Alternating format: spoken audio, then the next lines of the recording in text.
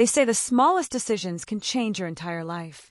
And I never believed that, not until the day I walked into a cafe and met a man who wasn't my husband. It was a chilly Wednesday morning. I remember because I had just come from the dentist, and half my mouth was still numb.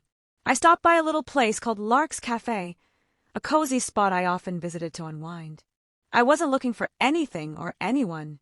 I just wanted coffee, maybe a muffin, and some peace away from home. Home. That word used to bring me comfort, but lately it felt more like a waiting room.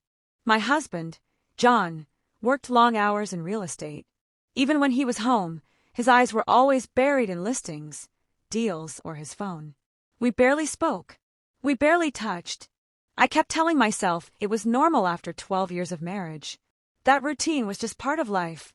But deep down, I miss feeling noticed. I miss laughing over silly things and being kissed just because. I missed being wanted. And that's why, when I saw him sitting alone by the window, something stirred in me. He was younger, maybe early 30s. Clean-cut, sharp jawline, warm hazel eyes. He glanced at me once, then twice. And then he smiled. Not just a polite one. A real, full-on, you've got my attention kind of smile. I smiled back. I took my usual seat near the counter. Tried to act like I wasn't flustered. But I was. I suddenly became aware of every little thing. How my blouse hugged my body, how my fingers nervously fumbled with the lid of my coffee cup. Then, without any warning, he stood up and walked over. "Excuse me," he said, voice smooth like honey. "I hope this isn't too forward, but I've seen you here before. You always seem lost in thought. May I sit?" I should have said no, but I didn't. "Sure," I replied, trying to sound calm. "Why not?" That's how it began. His name was Mason.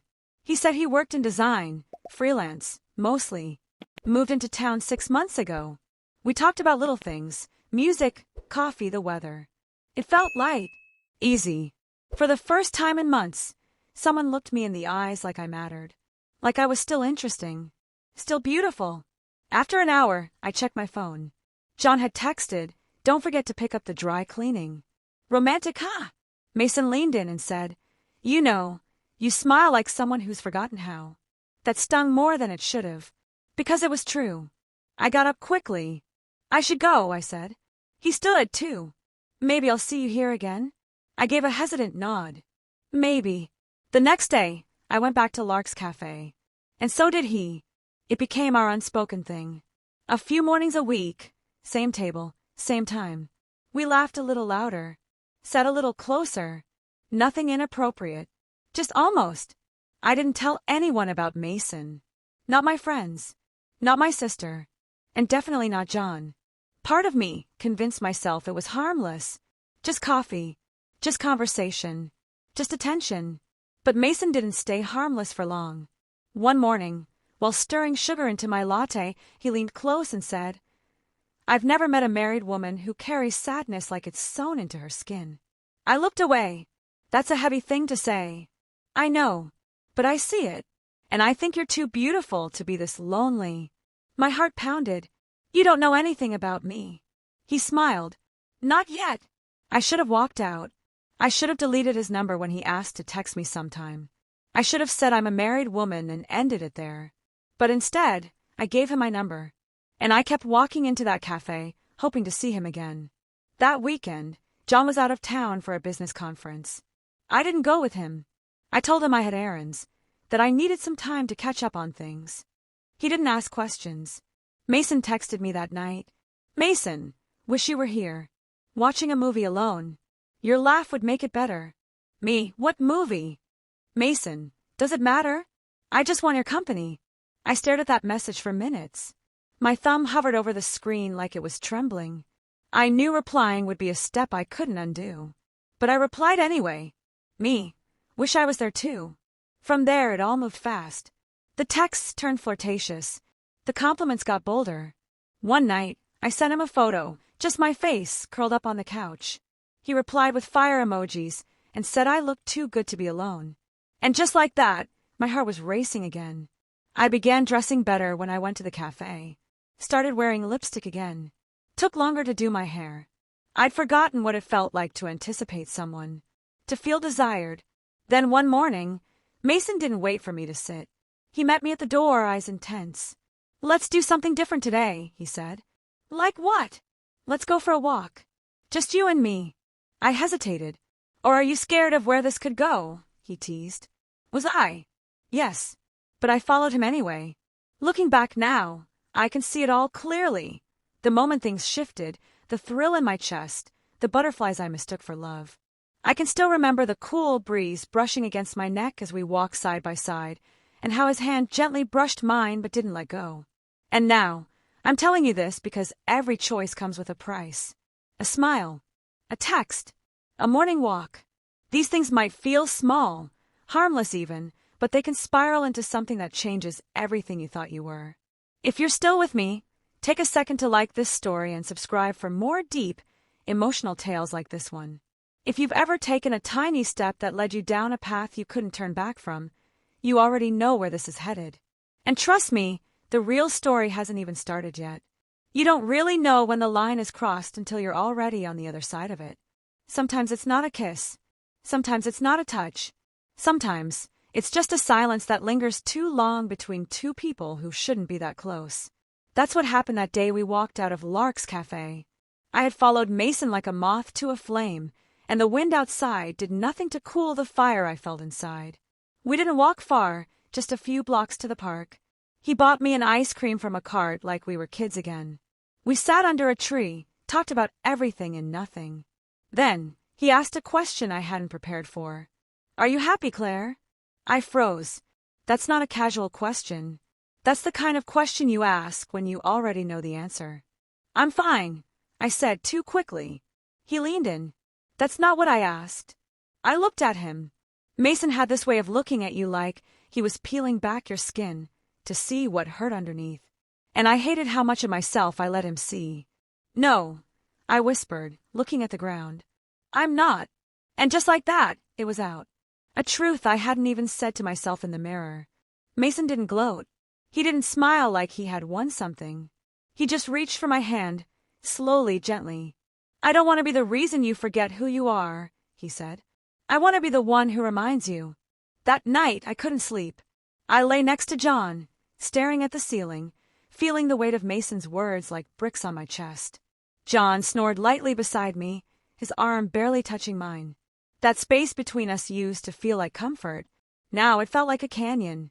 The next morning, Mason texted. "Mason, still thinking about yesterday. Still thinking about you." I didn't reply for hours. Not because I didn't want to, but because I did. By evening, I gave in. Me too. That was the beginning of it. The messages that made my heart beat faster, the voice notes late at night, the excuses I made to get out of the house. I told John I joined a book club, that I needed me time, that I was volunteering at the local shelter. Lies. All of them. Because I was spending that time with Mason. One afternoon, we checked into a hotel on the edge of town. I wish I could say it just happened. I wish I could say we were swept up in a moment. But no, we planned it. We knew what we were doing. He kissed me like he had waited his whole life. I kissed him back like I had been starved for touch. It wasn't just lust. It was desperation. It was escape. It was everything I didn't want to admit I needed. Lying in his arms after, I felt something I hadn't felt in years. Warmth. We made a deal. No pressure, no expectations. Just something that belonged to us in secret. But the more time we spent together, the more I started to lose myself in it. I'd find excuses to text him. I'd sneak off for hours just to feel his hands on me. I was living two lives. And the scary part, I didn't want to stop. Then came the day it all started to fall apart. John came home early from a trip. I didn't know. My phone was off. I was in our bedroom with Mason. I know. You don't have to say it. I know how bad that sounds. We were tangled in the sheets, the curtains drawn, music playing soft from the speaker on my dresser. I remember laughing about something Mason had said, rolling on top of him, completely lost in the moment. And then, the door creaked open. Time froze. There John stood, briefcase still in hand, his face pale like he had seen a ghost.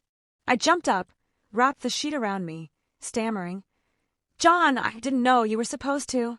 He didn't speak. He didn't scream. He just looked. His eyes weren't angry. They were broken, cracked wide open with disbelief. Mason got dressed quickly, saying nothing, walking past John with his head down. And me, I just stood there, wrapped in white linen and guilt. When the door closed behind Mason, John finally spoke. How long? I couldn't answer. He asked again, louder this time. How long, Claire? I whispered. A few weeks. He laughed, a bitter, gutted sound. Wow, that's all it takes, huh? I didn't plan it. Don't you dare say that, he snapped. You don't just fall into bed with someone by accident. He was right. I didn't trip and land there. I walked toward it, slowly every day with every message, every coffee, every lie. I'm sorry, I whispered. You're sorry you got caught, he said. And maybe that was true. That night, he slept in the guest room. I didn't sleep at all. I sat in the same bed, wrapped in the same sheet, staring at the spot where everything unraveled. I want you to listen closely now, because if you've made it this far into my story, you probably understand the danger of letting yourself go unseen for too long. You probably know what it feels like to be someone's wife, but not someone's person. So before we go deeper into what happened next, I need you to pause and think. What would you have done if you were me? Would you have fought for your marriage? Or chased the one who made you feel alive? Hit the like button if this story has you hooked. Subscribe for more raw, emotional, and cautionary tales, because trust me, the worst part of my story is yet to come. You don't realize how heavy a double life is until it collapses. After John caught us, everything changed, but not all at once. There were no slammed doors, no divorce papers on the kitchen table the next morning. No, it was quieter than that. Scarier even. Because silence cuts deeper than words ever could. The house became a museum of avoidance. He stayed out later than usual, coming home only to eat in silence and sleep in the guest room. I'd tiptoe around him like a stranger in my own home, barely speaking more than, "Do you want coffee?" or "Did you eat?" He never answered with more than a nod. I thought the guilt would get lighter with time. It didn't. It stuck to me like sweat, even when I showered. I'd scrub and scrub, but it stayed, on my skin and my breath, in the hollow part of my chest. And Mason? He kept texting. At first, it was just, "Are you okay?" Then, "I miss you." And finally, "Don't disappear on me, Claire." But I had to disappear. I had wrecked something real. Something I had once believed would last forever. John and I may have been cold and distant for a long time, but that night he saw me with Mason? That shattered him. And I couldn't look at Mason without seeing the pieces. Still, a part of me craved him like a drug I wasn't ready to give up. I missed the way he made me feel, seen, heard, wanted. When I was with him, I wasn't just Claire the wife. I was Claire the woman. Claire with fire in her veins. Claire who laughed freely and didn't walk on eggshells. But it was wrong. It had always been wrong. One night, about a week after everything came crashing down, I found John sitting on the back porch with a bottle of bourbon and a photo album in his lap. I hadn't seen him cry in years. But that night, he was crying. Quiet, choke sobs that broke something in me all over again. He looked up at me through glassy eyes. Why him? I sat across from him, unsure if I had the strength to answer. I didn't go looking for it, I said softly. I didn't plan to meet anyone. But I did. And he made me feel like I mattered. He laughed bitterly. And I didn't. No, I whispered. You stopped. He took a long swig of his drink. I know I haven't been perfect. I know I've been distant. But I didn't cheat, Claire. I looked down at my hands. I know. We sat in silence. Just the crickets filling the space between our regrets. Then he said, "If you're still in love with him, tell me. Don't lie." I shook my head slowly. I don't know what I feel anymore. And that was the truth. I didn't know how to go back. And I didn't know how to go forward. The next day, I met Mason one last time. At the same cafe where it all started. My heart was pounding like a drum in my chest as I sat across from him, sipping a coffee I didn't taste. "I can't do this anymore," I said. He reached across the table, touching my hand. "Claire." "I mean it." I cut him off. "This isn't a love story. It's a mess. I wrecked my marriage. I betrayed someone who didn't deserve it. And the truth is, I can't keep pretending this will end well." He looked like he wanted to argue. But then he nodded. You're right. We both sat there, watching the space between us fill with words we couldn't say. Then he stood up and walked away. And just like that, it was over. But the damage, that stayed. John and I started counseling. He didn't want to at first, but when he saw I had cut Mason off for good, he agreed to try. Some days, it was hopeful. Other days, we sat there in the therapist's office, both too hurt to speak. But we showed up, week after week. That was something. I learned a lot in those sessions. Like how resentment can build in silence. How distance can become a wall if no one tries to climb it. And how two people can live in the same house, share the same bed, and still feel completely alone. I also learned that healing doesn't mean forgetting. It means carrying the scar and choosing not to pick at it. One night, weeks into therapy, John came into our room, not the guest room, sat on the bed, and said, I still love you. I burst into tears. Because somewhere deep down, I thought I had lost that love forever. We didn't fix everything overnight. Trust doesn't snap back like an elastic band. It takes time, honesty, vulnerability. But for the first time in a long while, we were both trying. And maybe that's enough. To everyone listening, I know what you're thinking. How could she do it? How could she betray her husband and still sit here, telling the story like she deserves a happy ending? But this isn't a story about justifying what I did. It's about understanding it. It's about showing the slow fall, the little cracks that build over time, the longing to feel alive again. If you've ever felt like you were disappearing in your own life, like the person in the mirror isn't someone you recognize anymore, you'll understand why I'm telling this. And maybe, just maybe, you'll think twice before walking into the arms of someone who isn't yours. If this chapter stirred something in you, hit that like button and subscribe for more raw and unfiltered stories. Because what happens in the final chapter is something I'll never forget. You don't forget the moment your world ends. Not the real world ending, like the movies with fire and falling buildings, but the personal kind. The kind that happens in the quiet corners of your life, when everything explodes inside your chest and no one else even notices. For me, it happened on a Sunday afternoon. After I had ended things with Mason, after John and I started therapy, after I thought I had started putting my marriage back together, I messed up. Again. I wasn't supposed to talk to Mason. I had blocked him on my phone, unfollowed him on social media, and deleted every picture we took together. But guilt has a funny way of twisting your emotions. Sometimes it makes you miss the very thing that broke you. He sent an email. I should have deleted it. I didn't. Just one more conversation, it read. Please. In person. I need closure. I think you do too. I stared at the message for hours. My finger hovered over delete. But closure? That word stuck. I told myself it would help. That I'd go, say goodbye properly, and return to my marriage with a clean conscience. Lies. We lie best when we lie to ourselves. I agreed to meet him. Not at the cafe this time, but at a hotel bar just outside town. I told John the first was going shopping with a friend. And maybe, for a brief moment, I believed that was all it would be. Just a conversation. Just a goodbye. But the thing about chemistry is, it doesn't go away just because you want it to. The moment I saw him, all those emotions I had tried to bury came flooding back. He smiled in that slow, easy way, and just like that, I forgot why I came. I forgot what I was risking. One drink became two. Two became a room key. A weak moment. A terrible decision. And a night I'll regret for the rest of my life. It wasn't like before. It wasn't wild or passionate.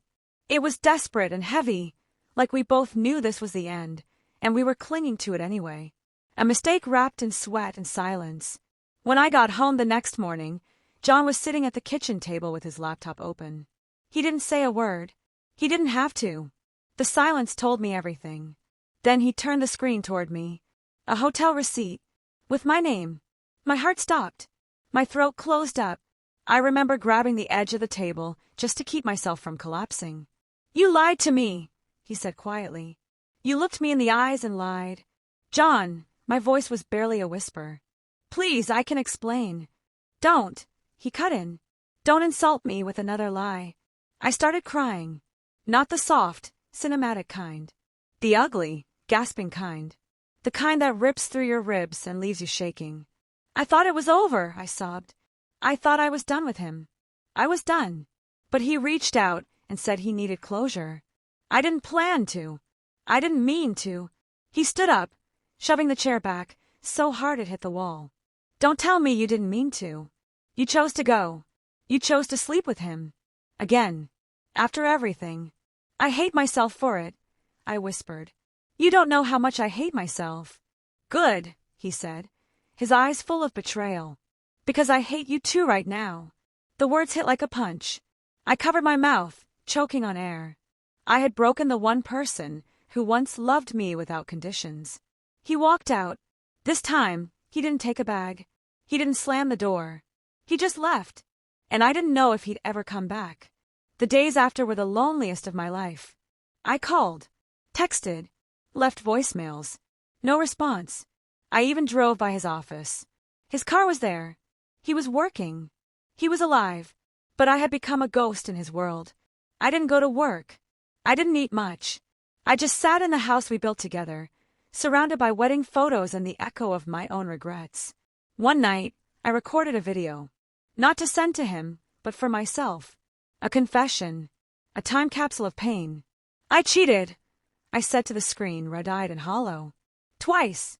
With someone I met by accident. I thought it was love, but it wasn't. It was a mirror, reflecting all the things I had lost in my marriage.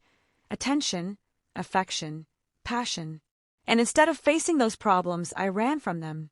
I ran into someone else's arms. And now, I've lost the one person who truly mattered. I cried. I screamed. I begged the universe for a do-over. And maybe, if you're watching this or listening to this story now, it's because you've stood at the edge of a mistake yourself. If you have, don't take that step. Don't answer that text. Don't meet them for coffee. Don't go looking for something you already have at home just because it doesn't feel shiny anymore. Like, subscribe, share the story if it kept you up at night. Because trust me, the consequences are never worth the thrill. Weeks passed. Then one morning, I got an email from John. No subject line. Just one sentence. Therapy. One last time. Wednesday at 5. I stared at it for a long time. Part of me didn't think I deserved a second chance. But I said yes. That session was different. He didn't sit stiffly across from me. He sat beside me. I don't forgive you, he said. Not yet. Maybe not ever. But I want to understand. I told him everything. Every detail. Every moment I had hidden. Not to punish myself, but because if there was going to be any hope at all, it had to start with truth. He didn't hold my hand. He didn't say he loved me. But he stayed. He listened. And for now, that was enough. A year later, we're still together. It's not the same, of course. We're rebuilding. Slowly. Brick by brick. And some days, the weight of what I did nearly crushes me. But I'm not hiding anymore. And neither is he. We talk. We argue. We touch. We kiss. We cry. We try. Because in the end, love isn't about perfection. It's about choosing the same person, even after they've hurt you, and being brave enough to believe in their change. So if you've ever stood in the middle of your life, holding the shards of something you shattered with your own hands, know this.